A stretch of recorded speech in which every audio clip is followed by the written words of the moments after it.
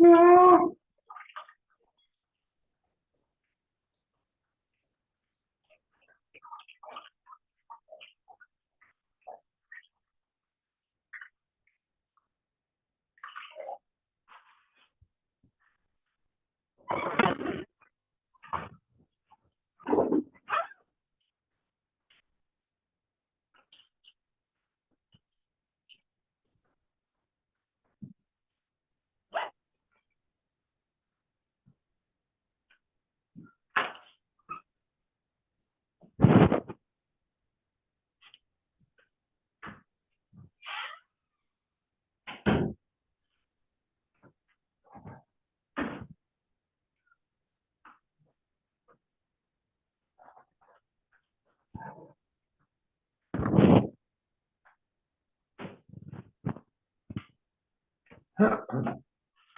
Hi, Phil. How you doing? Good. How are you? A long time no see. Well, I've been in Ernie's house. Oh, I see. I've been going to his house, but tonight just I had enough rain. Hi, Jacob. Huh? No, I was saying hello to Jacob yelling. Huh? How's Hawaii? Nice. I It's see some rain. beautiful. Beautiful. I got my toes buried in the sand. Make sure the sharks don't bite them off. They're in the water still. Good.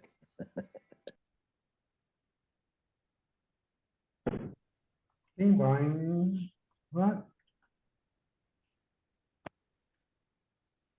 Okay, good evening, everybody. Good evening. Hmm?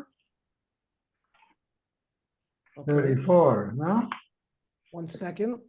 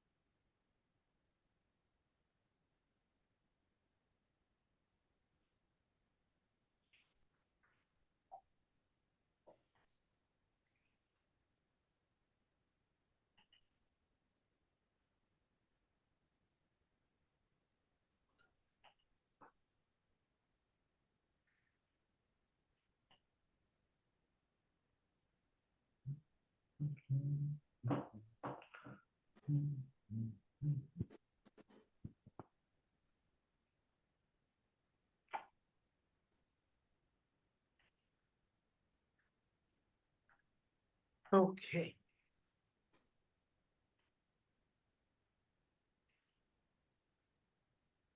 Hmm. 34. Mhm. Okay, so that's reciting ala michya when you've eaten grain, which would get an ala michya ala kalkala, but you also ate fruit or wine, which requires ala eitz or ala gefen. Right? So we learned that one who eats from the 5 grains recites ala michya.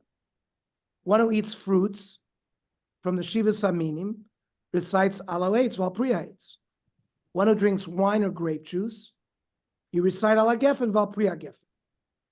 What if you ate a combination of these, such as eating grains and fruits? Then one must recite both ala mich and ala eitz. What is the halacha if you forgot them? So from the levush, it's you fulfilled your obligation. Kivan de gabi yayin, amru zal shu soyed. Yayin fills you up. V'chein gabi tmorim, amru zal. Shein zanin, it nourishes you. Lefichach im amar ala yayin or ala tmorim ala michya, and you didn't say the ala eitz val pri eitz yotza. So according to the Levush, if one mistakenly recited ala michya over wine or dates, one has fulfilled his obligation. If so, perhaps one can argue that if one ate both grains and fruits or wine, if one recites ala michya alone, without including the formula of ala gefen or ala eitz, he too has fulfilled his obligation. Rav Tzvi Pesach Frank in the Shalos and Truvas Har Tzvi says that you can distinguish between one who drank wine without eating grain products and then recited ala michya, which is the case of the Levush, and a case where one ate both grains and fruits. Shedivrei ha-Levush, which is the Ater Zov, him davke b'misha shosa yain bilvad. The Levush was talking about a case where you drank wine. V'tol birch ala michya ala yain. And you said ala michya ala kol on the wine, instead of ala gefen v'al gefen. Hu yotze b'di'evet. Ava medidun didan, our case. Sha'acha mezonos, which is berchas ala michya, hirak ala mezonos. If you eat a cookie, it requires an ala michya. Even shalaisa kavnasu liftor berchas ala michya sayayin. Let's say he also drank wine, and he had a cookie. So if he said ala michya, his kavanah was not on the wine. Rakas amazonos. Dimay azochas sayayin. I'm a varchlat ala michya ala gefen. Lachein lo yotzi de birchas sayayin. Rav Frank first suggests that you could bring support to his approach from Rashi and Brachos regarding bracha rishona. Rashi writes that a person who recites ha'adama on an olive, which normally should get a boy priya eitz, and instead of ha'etz, has fulfilled his obligation because the tree also grows from the ground. But one who recites ha'adama on an olive and a radish must recite another bracha on the olive, since he did not have the olive in mind when reciting the adama.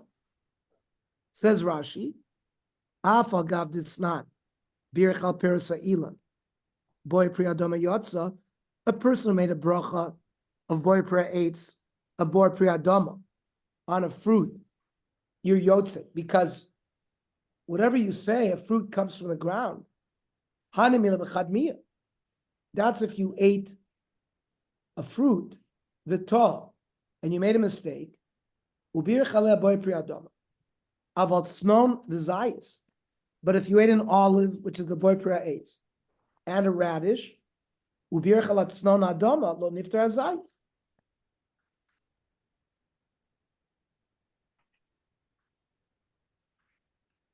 At the end of his discussion, Rav Frank writes that perhaps the halacha is different with regard to a bracha rishona, to which Rashi refers, and bracha achrona.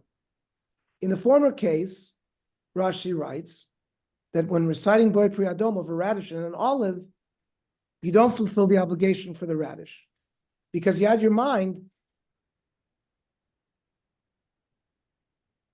It should be you didn't fulfill the obligation for the olive because you had your mind on the radish. But in the case of a bracha achrona, where the obligation has already gone into effect when eating, one might still fulfill one's obligation for the fruits or wine with ala michya, even if one ate grains as well. So Rav Frank concludes that it's a machlokes achronim.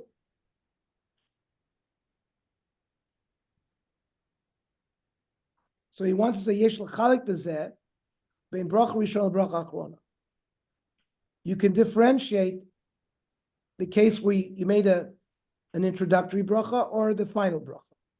V'loimar, the shiny bracha rishona, a bracha before you eat, is different. The adayin lo nischayiv bazeh shlo ochel adayin. He's not chayiv a bircha achrona yet. He hadn't eaten. V'lachein kol she'ena mechavein liftor amin hasheni. There, in the introductory bracha, if you didn't have the other species in mind, you haven't fulfilled your obligation. Ava bracha achrona shekvar ochel v'nischayiv. you now have a chiyuv to make a bracha. Yeshlona de lo b'chavona ta'imilsa. It's not totally in kavana for a specific species. V'choshek var birach bracha should be the eved yatsa ba. If you made a bracha initially, that the eved covered what you ate, nifter b'ach yafilu b'lon miskavi. And this chiluk was written by the Prima Godim. The yesh hefresh bein bracha rishon and bracha achrona. Ulam b'shut rav pa'alim hevi b'shem achronim shafilu b'bracha achrona kol shem echavin liftor min hasheni lo nifter b'achi. That even by the bracha achrona, you have to have specific kavanah for what you ate. So in practice, the Piskei Tshuva rules that one does not repeat the bracha me'in sholish in accordance with the Prima Godim, as well as the general principle of Safek brachas lahakes. Since we've determined that it's a machlokas, and a machlokas says it's a Safek, then we would not make the bracha. He cites Rav Moshe Sternbuch, the Kaf HaChaim, who also holds this way. In a case where one ate less than the minimum of one of the foods included in the bracha me'in sholish, but he did eat a minimum amount of one of the other types, like he ate the above the shear for mezonos, but less than the shear for olives. Most poskim hold that you don't mention that one does not include mention of the food that is less than the minimum. Though Rav Moshe Feinstein disagrees, who says even if you ate less than the shear, you still have to mention it in your bracha achrona. What about the mention of holidays?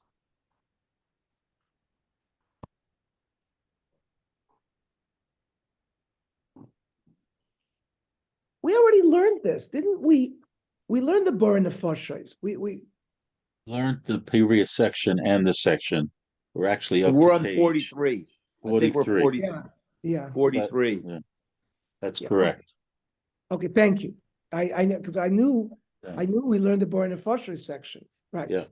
I'm sorry, 43. There's nothing wrong with being chayzer. Right. So what's the minimum shear? Well, very good. We talked about shear. What is the minimum amount of shear for reciting a bracha achrona? With regard to bracha rishona, Tosfos writes that one recites it even when eating a kol shehu, any amount, that one is forbidden to derive benefit from the world. You're considered a gazlan if you eat without a bracha.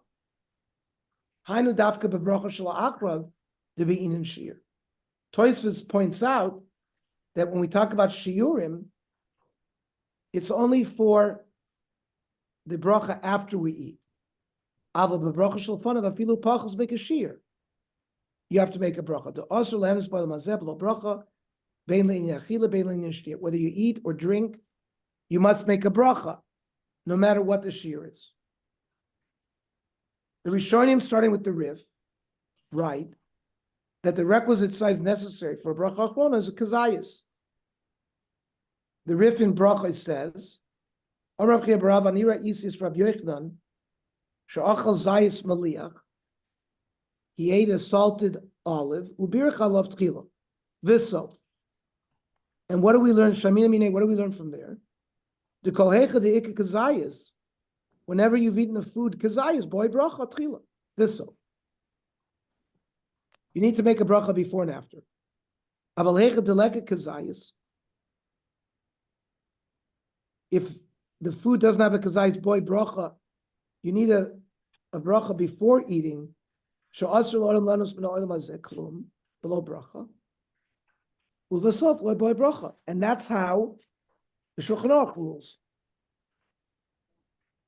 Oichel pachos bekazayis, be'mi pas, be'mi shar oichlim. So if you eat less than kazayis, bread or anything else, v'ashroitz pachos mervius b'yayin, be'mi yayin, be'mi shar mashkim, or you drink less than a revius wine. You do make a bracha before, but what about the kazayas bichdei achilas pras. Do you have to eat the kazayas within a certain period of time in order to be obligated to recite the bracha achrona? According to the Gemara in Yoma, liability for eating on Yom Kippur occurs only if one ate the requisite amount, which in Yom Kippur it's koseves, which is a large date. It's a different shear. It's not kazayas. Within the time it takes to eat half a loaf of bread, not known as kedechilas pras, which most poskim say is 9 minutes.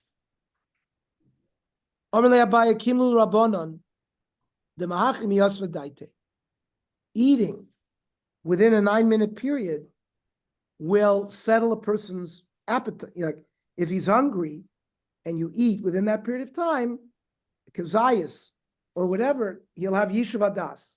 He'll have relaxation of his mind. Less than that, he won't be settled. Miyu basar shamin tuva. Now, sometimes it depends on the type of food. Fatty meat, you might be very settled. Lulve kefanim, just branches of grapes, porta. But maskif la rava, kzayis b'techilas pras, the koseves b'techilas pras.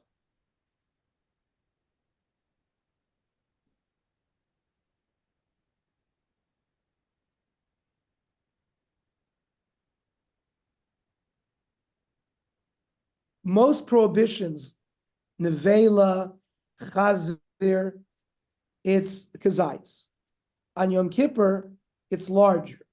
It's a koseves. So is it also bichdei achilas pras? Amrei Abaya, kimel rabban debachi miyas v'daite, b'tfei me'achilo miyas v'daite. If you eat it for a longer period of time, his mind will not be settled. The Magen Avraham applies the rule of the Gemara regarding this kedechilas pras to the halach of brachas as well. Some poskim disagree as to the requisite time, ranging between 2 and 9 minutes.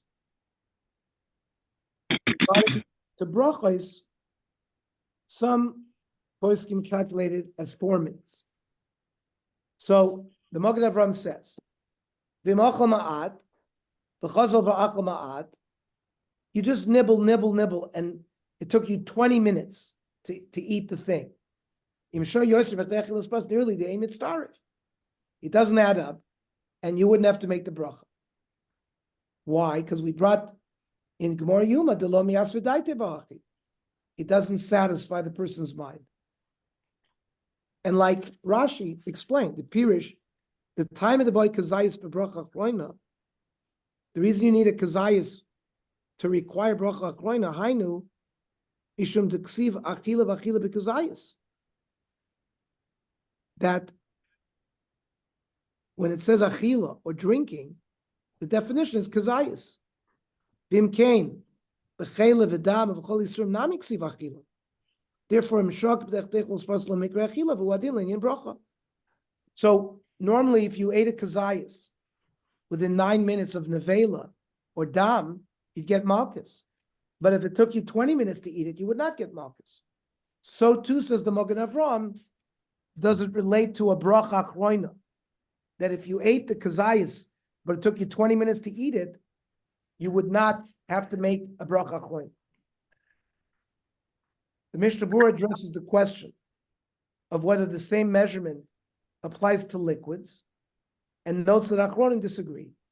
Some hold that one who drinks liquid recites a bracha Achrona if he consumes it all within the time frame of kedechilas pras, while others hold that one only recites a bracha Achrona when drinking a revius at once. The Mishnah Berurah then writes that those who maintain the latter view dispute whether the same applies to beverages normally consumed slowly, such as hot tea or coffee, where you sip it. Well, the Inyan Shasiyas Revius, says the Mishnah Berurah, Im Shasa v'hifsik ma'at, he's drinking and he's waiting. The Chazer v'shasa at shehishel Revius. He ended up drinking a revius. Yesh oimim deinu mitzaref. If he did it longer than the 9 minutes, it's not mitzaref. V'yesh oimim de mitzaref. Im lo shashah metchilas hashiyah stop hashiyah yoter mitchilas pras. Oh, it's mitzaref as long as the delay to finish the whole amount is not greater than 9 minutes.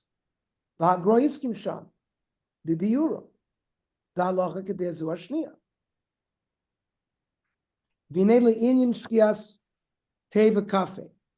Shaderech lishtoso kishu cham. These things are drunk when they're hot.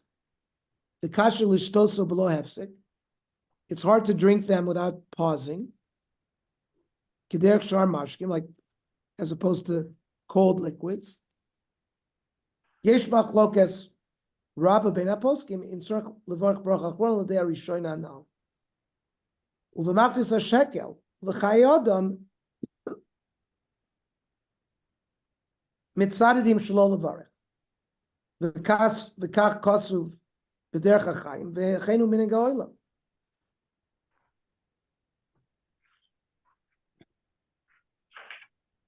So it sounds like, let's continue. At the end of their drinking,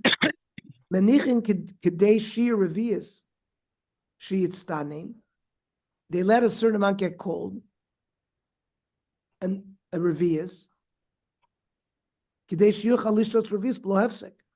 so that he could drink it without stopping, which will make your bracha achroina more acceptable. It's good to do it that way, because then you'll be yotz according to all the opinions. And now, the pasuk kedei shniya, the ashiru kedei chilas praslin yinsir kam b'shtiya, who held that you have to drink the amount within the 9 minutes.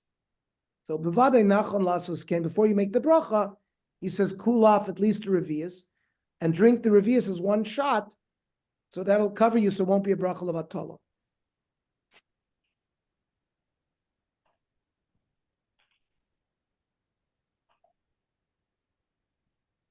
It's interesting that the English translation doesn't say to cool off a little bit, like the Hebrew does. He just says they leave the court a look. It's stanein ma'at. Yeah, it should get cool, but that's not. Yeah, but that is not translated in the English translation, so I think they just missed it.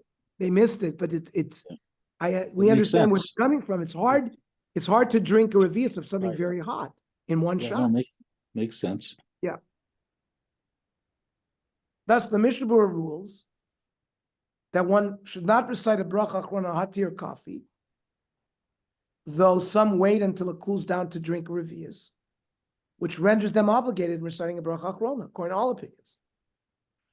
Rav Yitzchak Yosef rules, in accordance with the first opinion, that since the normal way of drinking tea, coffee, soup, or alcohol is not to drink it at once, then you don't recite Bor Nefashos after them.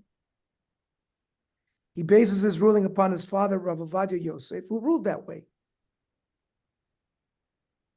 Even if one did drink it in one big gulp, his actions are irrelevant due to the normative practice of other people, since most people take pauses when drinking hot beverages. When he says alcoholic beverages, I assume he's not talking about beer. Because beer, I think he's talking about whiskey where you sip it. Whiskey, maybe wine too.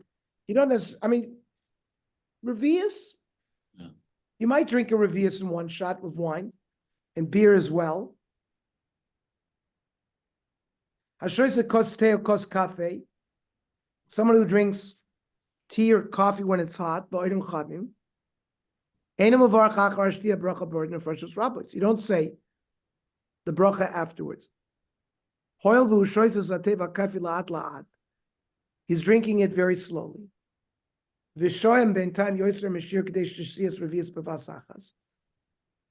certainly not drinking a revius in one shot.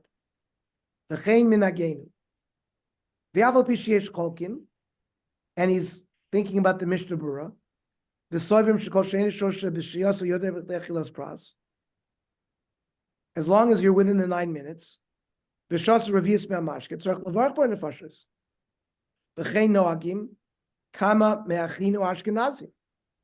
Many of our brother Ashkenazim do that. Mikol Mokom Anu Sfardim, Noagim Shelo Levaret, Vein L'Shanus Min HaMinhag, the Sofik Brachos Lahakel. V'anohagim levarach bo nefashos achra kafe. She'itstaning ktsas that got a little cool. The shasam imenu revius b'vasachas. Yesh lain al masri yismachu. That you have a sources for that. But v'aval pichein haba lishol. If someone comes to ask a shayla, morim lo shelo yivarach gam b'zeh. You tell him not to make the bracha. V'imeno tzamei. And certainly if he's not thirsty anymore, you shouldn't make a new bracha on water, for example, and drink a revius. Could they lift or kafe vatemi bracha achrona? So now you can say legitimate borach nefashos, and that would cover that. You don't have to do that. But if you drink the tea after it's cooled down, and v'shos reviews of vasachos, yachol barach bo nefashos rabbis aflachat chila. V'oini nachrav amen. You can even answer amen to that. What about soup? Hashoyse morak chama yedei kaf. You eat soup with a spoon. Shelo b'toch hasuda. You're eating soup for your meal. Einam avarach lachrav bo nefashos rabbis. K'moshes bar b'din hatei v'akafe. It's the same din as tea and coffee. Carl, you take copies. Somebody who eats ice cream with a spoon, because you eat it slowly. You lick it. Hamonachos bigvia, which is in a cone.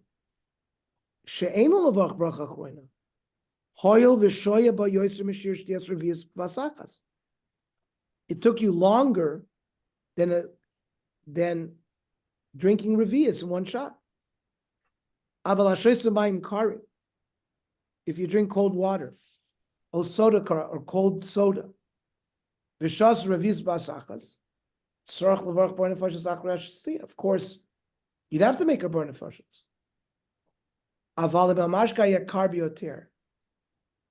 If it's very cold, or there are pieces of ice in it, and he sipped it, he didn't drink it in one shot. You would not say born nefashos. Similarly, kedina teva kafe. Vamenayar leben. Oh, eshel, you take lebanon or yogurt and you shake it up to make it liquidy so you could drink it. You do say the bracha achroina.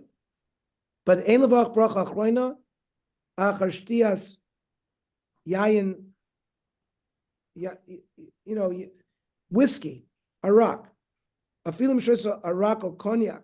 She revius vasachas ein levarach bracha achroina because most people don't drink it that way. Many poskim don't agree with Rav Yosef regarding ice cream, who treats it as a liquid. The Stipler, Rav Shlomo Zalman Auerbach, the Rav Bitzalel Stern of the Bitzela Chochma hold that ice cream is a solid.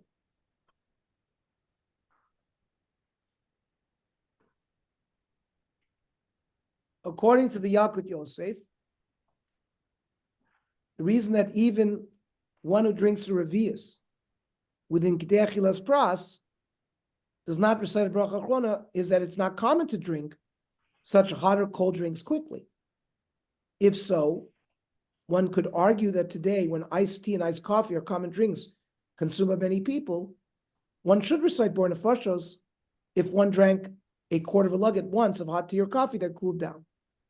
And this is the ruling of the halacha brura.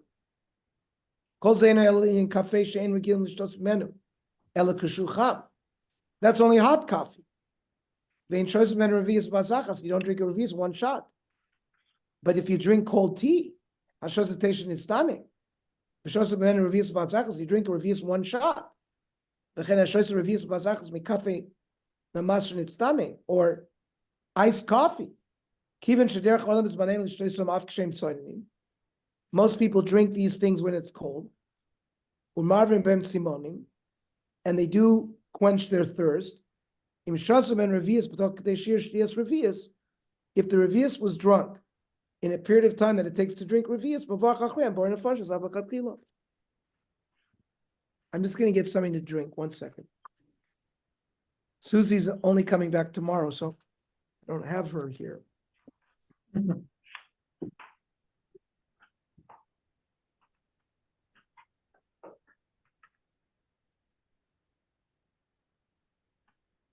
Harold? Yes. Yeah, it's not the sand, it's the breeze behind me. I can see. I could see. Yeah, it looks pretty strong. Yeah, it's that warm breeze. Are you wearing a bathing Lot of suit water. under your shirt? What's that? You have a bathing suit on that we can't see? Well, you can't see anything on Zoom. Enjoy.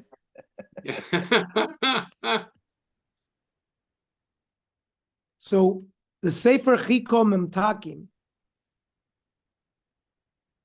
quotes from Shlomo Zalman Auerbach as relating how some of the great poskim of the past conducted themselves regarding Bor Nefashos on a hot beverage. Kasher Nishol Rabbeinu Alayachas Shel Rabo Hagon Rav Isser Zalman Meltzer.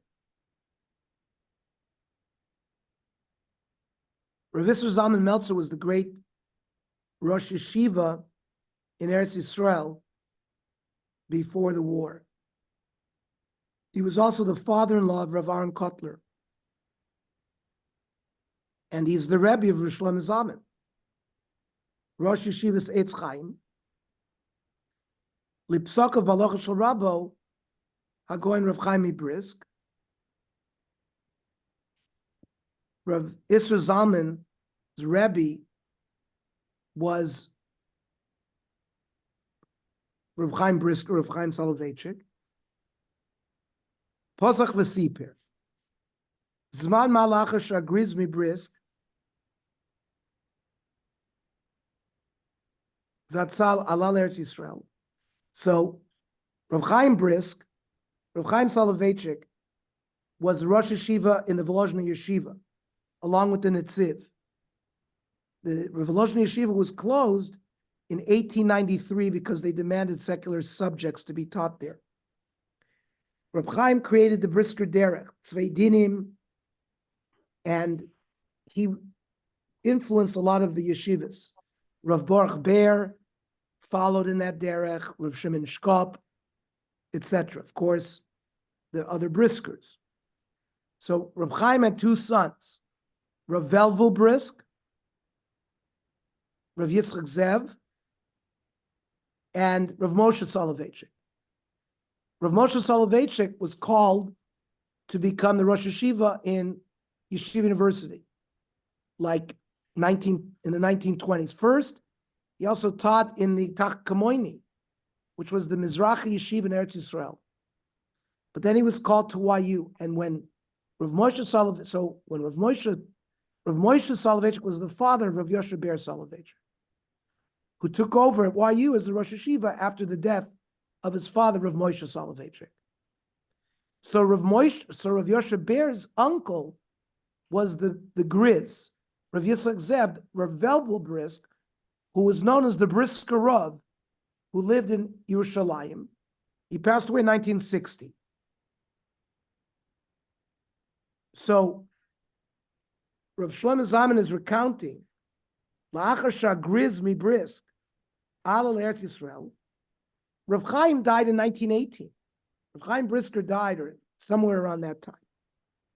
And his sons, Rav Moshe and Rav Velvel Brisk, both went to Eretz Yisrael. Eventually, Rav Moshe went to America. Rav Velvel Brisk died in Israel. So, hu higia l'kaim biker goimlim beveso shel hagon Rav Isser Zalman Meltzer. the Grizz Soloveitchik, after he moved to Israel, went to visit Rav Yisrael Zalman.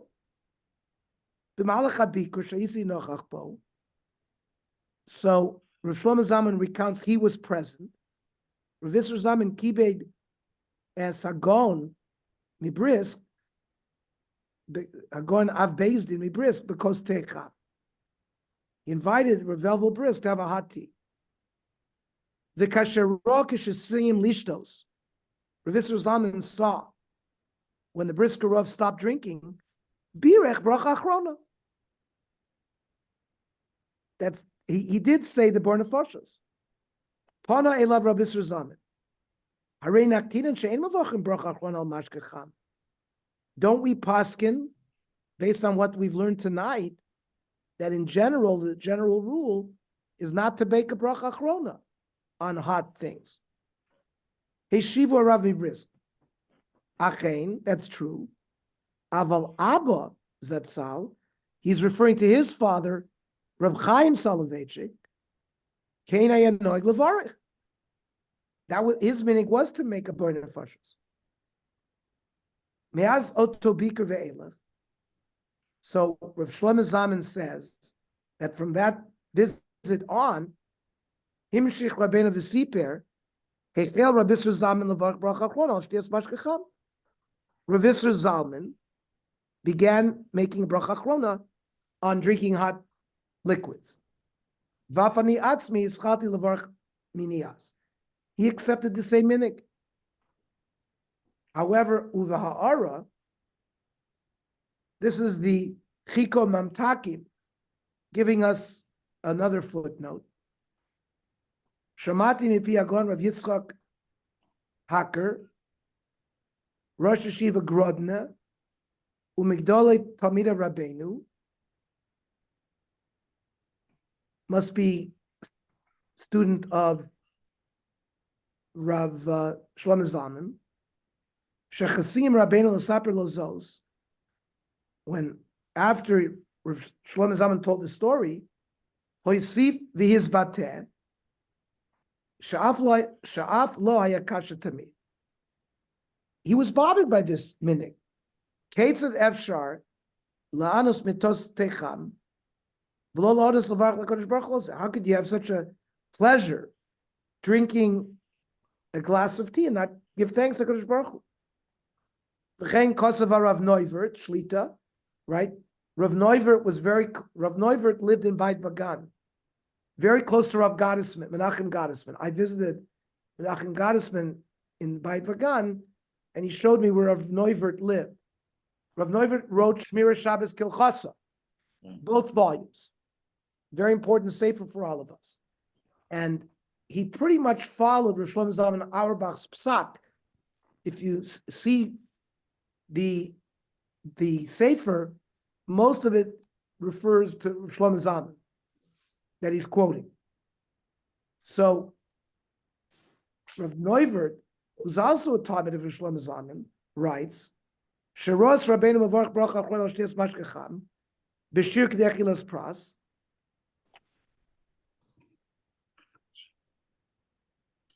Mikaven Shara Kinetz Rabbois, because he saw his Rebbe's doing it. According to the Sefer, despite the prevalent halachic ruling to refrain from reciting a bracha achrona after drinking hot coffee, Rav Chaim Soloveitchik, Rav Yitzchak Zev Soloveitchik, Rav Yisrael Zalman Meltzer, Rav Shlomo Zalman Auerbach, all had the practice to recite when drinking it within the time of K'dei Achilas Pras. It would be very interesting if anybody knew what the practice of Rav Yosser Ber Soloveitchik was, because he's from the same lineage. It would be very interesting to ask Rav Hershel Schechter, who certainly would know. He was a Talmid Muvik, was in the presence of Rav Yosher Ber all the time. Maybe Rav Nachum Sauer knows. You know, I can't say 100% with regard to Rav Moshe Zatzal, Yes. but he used to drink tea at his desk in the front of the yeshiva. Yes. And I believe I remember him. He used to have a hot tea, a glass with a spoon sticking out of it. Yes. And I do believe I remember he made a bracha achrona. Yeah, but I wouldn't take an oath on it, but I believe I remember but the problem is that. if he had that tea the whole day, He's drinking it more than Kedei Achilas Pras. No, this would be in the morning. Mornings, you're saying when he had his Yeah. tea in the morning. Right, right. Okay. Okay. So here's a chart for sort of a summary. Now, how do you measure kazayis? We discuss it extensively in halachic literature. We've seen it elsewhere in Tzurba. How do we measure kazayis today? This is important with Pesach coming soon. We're all busy with, you need a kazayis matzah, you need a kazayis moror, and we have all of these charts and these pictures we measure and all that. And there's a machloikes, right? Machloikes are poiskim. Some say 3.3, some say 4.4. How is this all derived? Who says what, and how did they get it? Is the size of the halachic measurement equivalent to the size of today's olives? Or is there a different, more objective measurement? Contemporary poskim address this question at length, and we're going to summarize some of the points. The Rishonim disagree whether a kazayis measures the size of 1/2 of an egg. So Tosfos said that a kazayis was a chatzi beitza, or 1/3 of an egg, which is the way the Rambam. The Shulchan Aruch ruled like the Tosfos. Shir kazayis yesh oimrim davi kachatzi beitza. How much is that? How much is 1/2 of an egg? And are the eggs today the same size as eggs in previous generations? Rav Eliezer Melamed, the Pnei Halacha, summarizes at least part of this rather complex issue in the source below, and concludes that the widespread practice is to define a kazayis as 25 cc's, which is a measure of volume, perhaps even slightly less. 27. 27.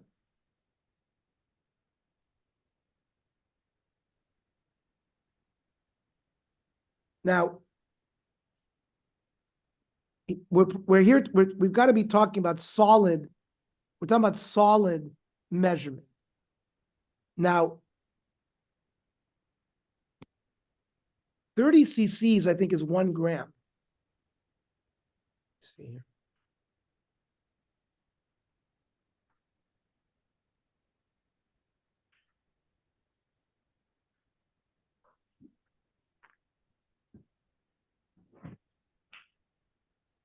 Yeah, because there's 454 grams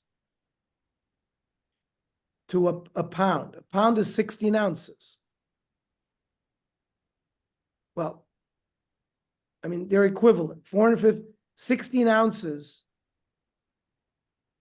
is a volume equals, usually is the measurement is a pound. It's 28 grams. Well, are you equivalating cc's to mLs, to Yeah. milliliters? Because Yeah. then, yes, 30 is right. Yeah, 30 is an ounce. Is a yeah. It's about, It's a gram. Yeah. yeah. Okay. So Migaonim v'Rishonim Rabim, mashma, shekazayis hu kemo azayis harevach, it's a common olive. Valken lo chishvus nifcho.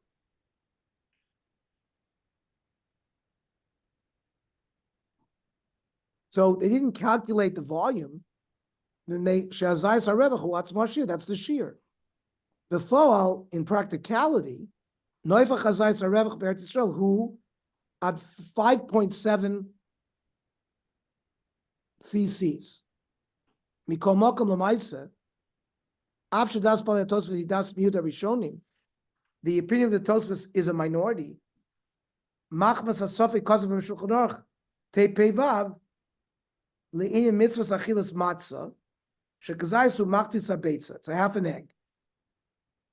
V'chein adin le'inyan bracha achrona, and since you need to eat a kazayis to make a bracha achrona, it's got to be at least half an egg. Uv'mogen Avram Kosav, Shakavno Lamait Pachas B'chatzi Beitza. That if it's less than a half an egg, you wouldn't have to make a bracha. B'poyel, Rav Chaim Noeh, Shir Shebeitza he 57 cc. That's an egg. So half of that is 27. Chatzi Beitza B'li Klipa, so it's 27. Ula Mishnah Brura Mechashvin Klipa. According to Mishnah Brura, you include the shell. The Zayot say 29 cc. It's all about an ounce. So Kivin Shalarabim, Ein Mechashvin es Klipa. Most people don't eat the shell. Ulamagin Avram HaKavana Lamai Pachas B'chatzi Beitza Nagu L'chashiv 27 cc. Omnam L'fi Chishuvim Meduyakim Al Pi Midos Hadraham, a dram. The dram was used in earlier times in the Middle East, measure of volume. Some authorities, including the Shulchan Aruch, mention it in the context of their calculations of the kibetza. You would say shebetza he 50 centimeter. The chatziyim klipa says 25. Uvlika says 22.5. Yesh machroni Ashkenaz shesavru shabetzim shel yameinu iskatnu l'chatzi. Our eggs are smaller than they used to be. Uladaitam shir chatzi beitzu kashir beitzu shlema. A half of beitza is really 50 cc. Ushlish beitza ushnei shlish beitza, which is 33. Uminig asfardim shalolochush klal l'shita zu b'shuminyan. V'afa chazani shechizek shiyat zu at shehi nikres al shmo. It's called the Chazonish's Shir. Yiskim shlinin kazayis zu chumra. Kazayis is a chumra. Kishir bracha achrona hu al kazayis amatzui also door. Kazayis goes according to every generation. La'avdim li beitza shushir mediyuk. Shalpi mechashvi mikvos v'kol shir anefach.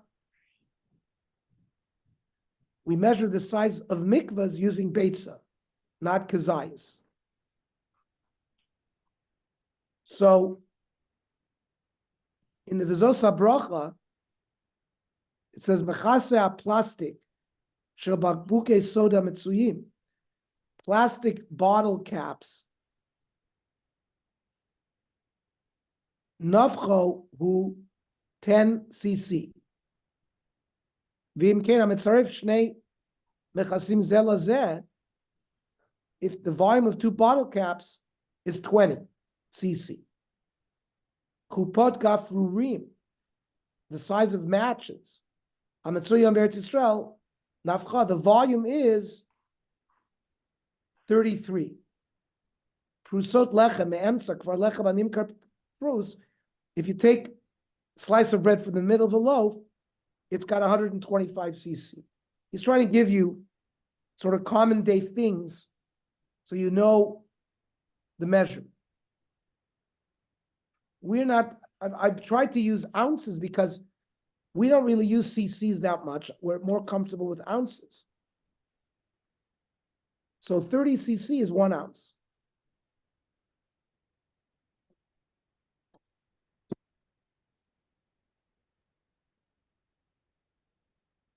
In principle, most poskim hold that these measurements follow the volume of the food, which is determined by its size. Some poskim write that one may measure using weight, since it's much easier to determine the weight than the volume.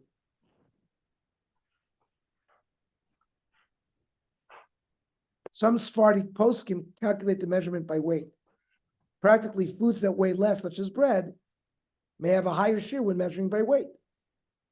Rav Pinchas Bodner, in his work on the halachas of a kazayis, adopts a similar measurement to the one mentioned above of 27 cc's, and explains that this is equivalent to just less than the volume of a fluid ounce. He also notes that his calculations for how much of different foods constitute the measurement of a kazayis use volume calculated with the water displacement method, right? You take a solid and you put in the Archimedes principle, you put it in water, it'll displace. Let's say you have a graduated cylinder. and you have it marked in CC.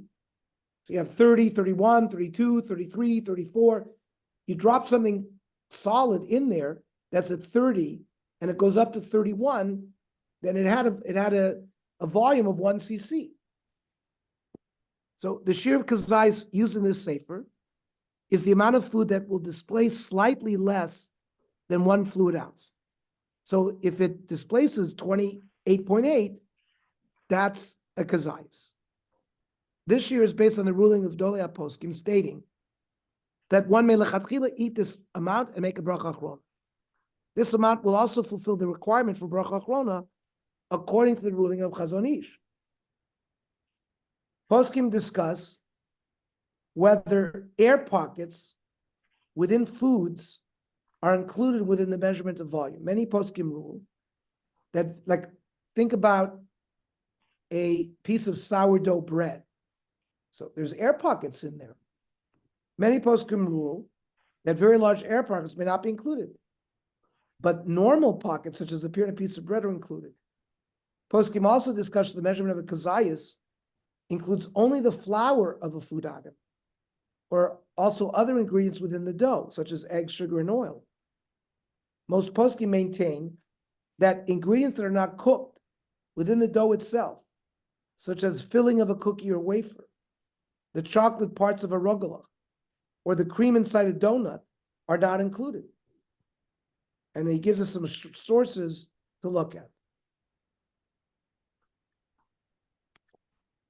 Sounds unusual. The filling of a cookie is definitely part of the cookie. Many people just eat it for the filling. Okay. Because they're Give not me a cooked cookie within without the filling, I don't want He it. says, but since the ingredients are not cooked within the cream is added later. It's not cooked with the dough. And they want the measurement to be of the, remember the mazonos is the cookie. I think that's what's going on, Yaakov, right? We say, we're trying to come up with a shear that would require you to say an alamichi. So in calculating this kazais, they don't want you to include the cream. They want Well, you to, I don't know. It's too bad Susie's not there, but I would think the chocolate parts of a rugala are cooked with the rugala. You don't put it in later, right? that I agree. That's not added later. Right.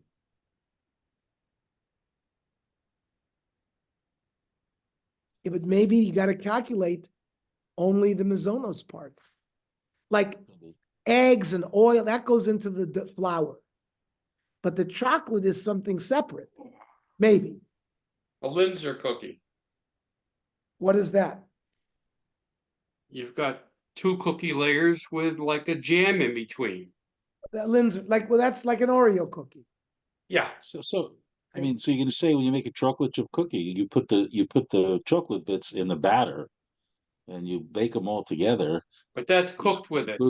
Yeah, but I'm saying you're not going to include the chocolate chips in that. I mean, it's part of the chocolate chip cookie. We need an expert here. Okay. I'm going to stop here. If We somebody have has, we have expert eaters. I don't know if we have eaters, correct, The exactly. problem, yes. So 53, put a mark.